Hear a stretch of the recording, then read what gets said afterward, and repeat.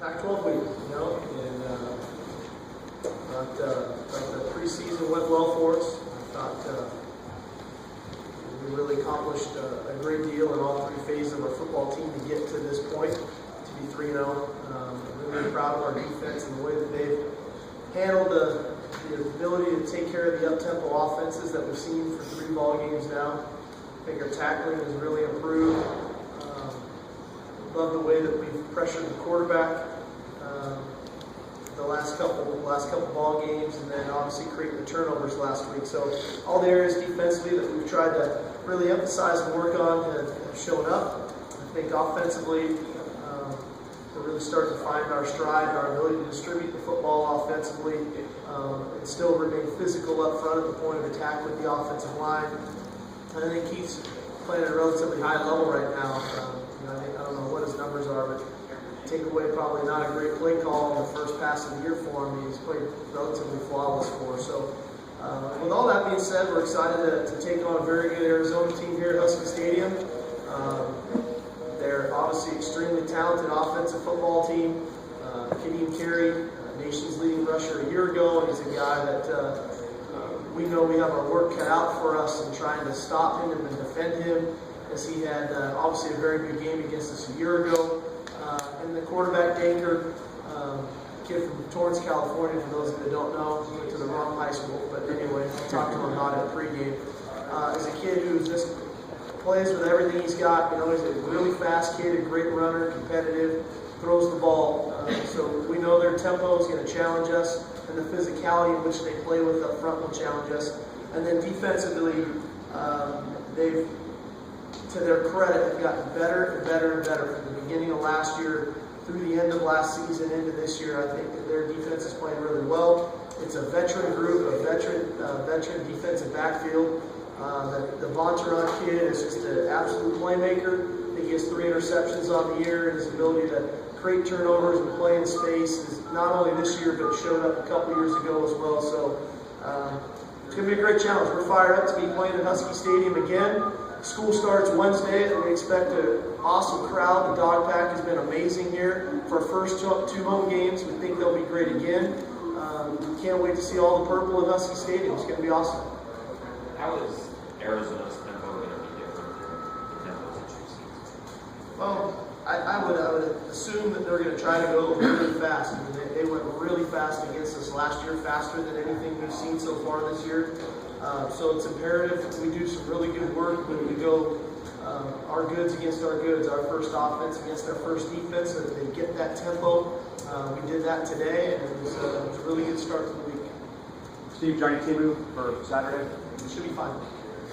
So when you analyze the penalties, and I know you talked about the steady issue on Saturday, which ones were considered effort penalties, like you talked about a couple weeks ago, and the general thought about some of those? Well, we got 3 holds on offense. One was a really glaring one on the touchdown run by Dwayne Washington on Eldrin Camp. It's a guy first time playing, first time on the field, and maybe trying a little too hard. So I think that one is very fixable. We had another one on Sept inside. Maybe his hands were a little bit outside and didn't let go of it. And then we had another one there on Mike Chris earlier in the ball game inside that, I thought it was more of a guy blocking the guy really well rather than a hold, but we have to coach it better. There was a real effort play that we have to learn from by Andrew Hudson on the quarterback scramble up the middle. The quarterback went to slide, and he kind of jumped from behind. And so that was last week, and then 2 weeks ago was the Danny Shelton effort play hitting the quarterback late. So we need to recognize who the quarterback is and that nature. So it's just those things happen. Again, we're going to fix it, and we're going to fix the pre-snap penalties for sure. But some of those effort ones are hard to live with, and actually touched on it with Pete last night because they're dealing with a little bit of it there with the Seahawks, and we dealt with it at SC a little bit. Now we're getting it. Part of it, I think, is we coach our guys to play really hard, and we coach them to get after it. They want to get going for the ball to get snapped, and they want to finish blocks, and they want to play with great effort and get to the ball. And so, I think that we're going to have a little bit of this because our guys play really, really hard, and they understand it. But the pre- and post-snap penalties, those are unacceptable when we get those fixed. Don't you think that some of the penalties I don't state that there for this year too. Do you think maybe refs maybe are still in preseason, maybe a little overzealous, and now the conference play starting, it might loosen up a little bit? I don't know. I can't count on that. Kim, I can't count on the officials calling it differently as we move into Pac-12 play. We just can't. We can't count on that. We have to control what we can control, and that's playing more sound, better football that way. We can't jump off sides, and we got to learn to block with our hands even better on the inside. Maybe the Pac-12 plays differently than everybody else, but we've got, I don't know, I think 6 of the top 20 again most penalized teams in the country right now. So I don't know if Jimmy Moore at UCLA coaches his guys hard like we do, or I don't know, but we're in the same boat again as where we were a year ago. So we'll try to fix it.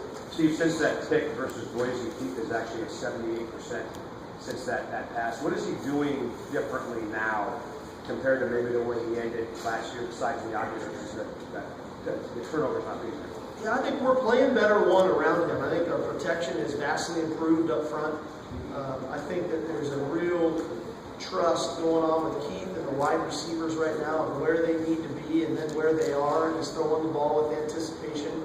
I think one thing that goes unnoticed about Keith is how accurately he really throws the football. I mean, I know people see we throw bubble screens and hit screens and things, and they look really easy, but man, for him his ability to catch, get his body right, and get the ball out quickly, and then how accurately he throws those balls to our guys, I think is another real factor in what he's doing. And I think his just preparation is tremendous. I mean, nobody prepares better than the guy, and he knows exactly what we're doing and why we're doing it. Has done a really good job with our protections up front, of sliding lines and doing things to get himself protected. And he's just got good camaraderie, whether it's Casey Williams, Austin, Kevin Smith, Jadon Mickens, John Ross, the running backs. They're all in the right spot right now where they need to be, and he's trusting that fact, and he's throwing the ball accurately, and then they're making plays for him. So I think all of it adds up to where he is and why he's completing 78% of the balls right now. Steve, it's also probably overlooked that the offense you run, the center's got to get the snap in his hand. Right. How's Mike responded to that, and were you fearful that Mike not go so great? Well, it was one of the main concerns of going to this offense of we're in the gun, and we're in the gun, exclusively. And so the challenge with that center of it's easy when you're in the first quarter, it's the first couple plays of the game, but as you can get fatigued in the game to stay consistent with those snaps and the snap counts and all those things. So Mike's been very, very impressive. He's probably been the most pleasant surprise of all of the guys up front. Obviously getting Tanagawa back at guard has been a big force, but Mike making that move from guard to center for us and managing that ball has been really impressive.